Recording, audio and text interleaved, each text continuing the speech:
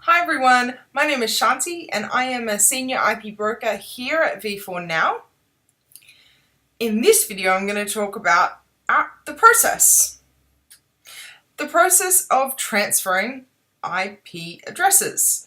Now you might think that's just simple, right? And you know what? It is. It can be fast, it can be easy, it can be smooth if you work with me. Look, I'm honestly not doing it for anything like that. I just want to make sure that you know what goes on in an IP transfer. A lot of people have been contacting me recently saying like what actually happens, what's it like, and so I thought I'd answer all those questions. Now, for everyone that I actually talk to and then send my process details for, this will be rehearsal, except for the fact that I know that for the most part nobody reads those documents. Anyway, it's fine. I'm not hurt or anything. No, it's fine. I know no one likes documentation, which is why we try and make it as simple as possible. I even have a little picture, but never mind, I'm not hurt. No. So in this video I want to talk about the process. What is it like to transfer and be in the middle of a transfer of IP addresses, right? It can be weird and everything. Now, before we even start a transfer, I have a process for that because everything needs to have processes. So everything needs to have processes. If you want to know what to do when you're starting, like before you even start with your IPv4 transfer, head to the link wherever it is. But I've got other videos that talk about that and why and my ethos and all that sort of stuff. So that's all covered. But right now we're going to step one. The buyer and the seller have agreed to the price. So our process might be slightly different to other people's process because I don't do auctioning or anything like that. For what we do, we really focus on making sure the buyer gets the range that they need in the price range that they have, right? Now, this is not always possible. IPv4 costs a lot of money nowadays, and I'm really, really aware that the people who probably need it the most don't have the funds to buy enough IPv4. Now, that being said, we do our best possible to accommodate everyone. When a buyer comes to me and says that I have a certain budget, or a buyer comes to me and says I can pay this amount of money per IP address, then I always present that to the seller that's best going to match that. So I have sellers that want to have a fast sale, and they're willing to sacrifice a dollar per IP or whatever to get that fast sale. And I've got some sellers that are willing to wait and want to get the best price that they can, before X period of time. So it really kind of depends on both parties. Nevertheless, we're at that point. So step number one really is that the buyer and seller need to agree on the price. This often is difficult, but whatever. Really, the next step after that is I send out the agreement documentation, and that really is just MOU, couple pages. They email me back and they say we agree, right? The next thing is I set up an escrow. So when you go into escrow.com, you'll need to set up, I do this because I'm the broker, I set up an escrow transaction for this one transfer, right? One transfer, one transaction in escrow. And depending on what's going on, I'll set it up with the buyer and the seller and me as the broker or whatever it needs to be. So I set up the escrow account. I make sure that the right people have visibility to the right parts of the transfer, all that sort of thing. And then the next thing is real simple. The buyer transfers the money to escrow, right? So the buyer had the funds ready. which you'll see in the other video, but the buyer had the funds ready to go within 24 hours. They will be sending the funds to escrow, and that's literally about international banking, because that takes time. Escrow will acknowledge receipt of the funds. The seller gets notified that escrow actually has those funds and they're waiting in that transaction for seller. And then the seller will log into their APNIC or RAR membership account and transfer the ranges to the buyer's membership account. So at this point, the seller actually has the membership ID, and they just put that in there along with the range details and say, this is what we're transferring. Now, if that's into RAR, usually there is like a little bit more paperwork that happens, and there are 2 lots of transfer fees that need to happen. But, I deal with that and that's fine. Both my buyers and sellers know exactly what's going to happen within their transaction. I make it really clear whether it's an into RAR transfer or not. And for the most part, I handle all the paperwork anyway, so it's not really an issue for them. But they just need to log in and do that, because no one else should have access to your APNIC account other than you.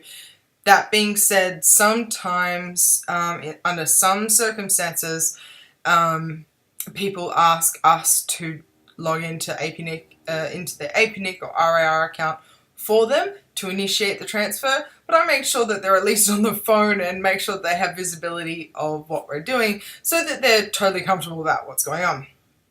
As at the end of the day, these are the assets that they've been reserving and taking care of, so that needs to be respected and honoured. It's really important to me. That's also in a video elsewhere.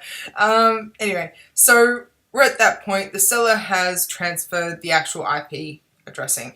Now what happens is the buyer will get a notification from APNIC or the RAR saying, hey, we've got this address block that this person's wanting to send to you, to transfer to you.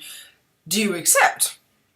The buyer has to then go and accept the transfer, and that will trigger, hopefully quickly, an invoice from the RAR. Now this will be a transfer fee, and it's known, the prices are actually all listed on RAR websites. For APNIC, it's actually 20% of the yearly membership fee for that block. Alright, yeah, so that gets, that invoice gets sent to the buyer. Now, the buyer then has to, and this is all in our agreement, the buyer has to make sure that they send funds to the RAR or to APNIC that day, if not, within 24 hours. Now, sometimes we organise with APNIC to be the in-between, so that happens even faster. So that can just happen like super quick. At the end of the day, APNIC or the RAR, whoever that may be, they need to get paid as soon as possible. Now, word to the wise, just a tip, the best way to do that usually is credit card, because it's fast and you're not worried about like, accounts people finding it in banking. Yeah, I find credit card usually is the best way for most transfers. Okay, so at this point, you're now waiting for APNIC or the RAR to acknowledge that they've got the funds and that they're going to proceed with the transfer. Now, this whole proceeding with the transfer and actually finalizing the transfer, that can actually take a couple days. So I try and make sure that if it takes any longer than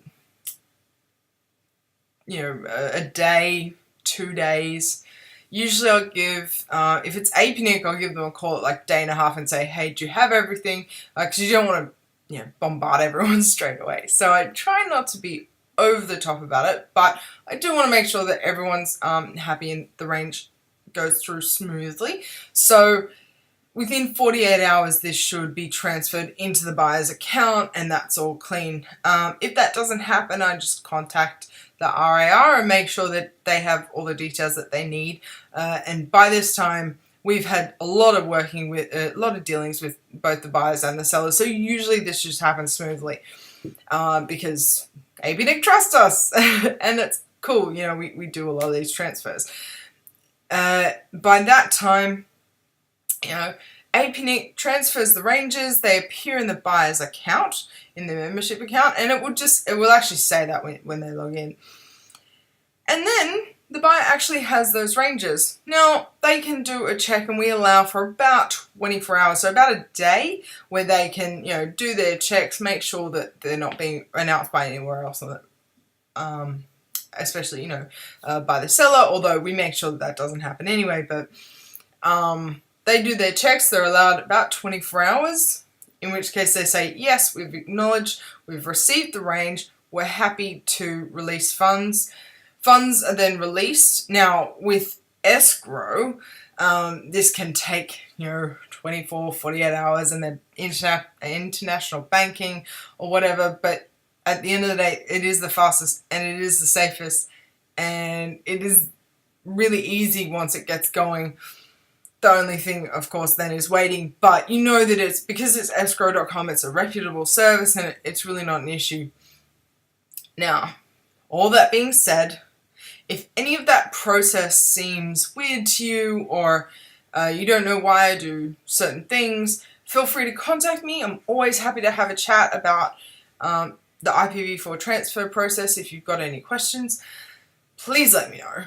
I'm always happy to answer. I'm always happy to help out. I guess the thing for us is trying to make sure that we keep on top of what's going on, because that's our job.